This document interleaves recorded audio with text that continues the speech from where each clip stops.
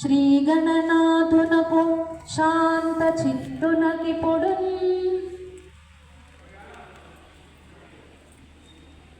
శ్రీ గజముఖునకు నే బాగుగ మొక్కెదను భక్తి భావన చేతన్.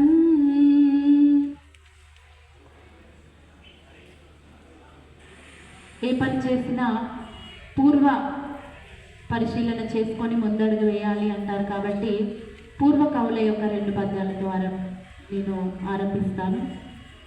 శ్రీ విద్యాం శృతి మంత్రనాద విదితాం శాస్త్రార్థ సంవేదినీ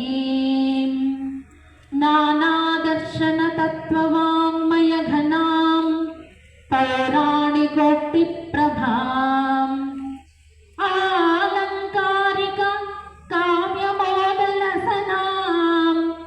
ఆత్మానుసంధాయినీం శ్రీమన్మానసహంసికా విహరణాం బ్రాహ్మీం సదా భావయే. పురాణ పురుషులకు, అవధాన ఉత్తమోత్తములకు, పండిత ప్రకాండులకు నమస్సులు జోడిస్తూ ఇక నుంచి నా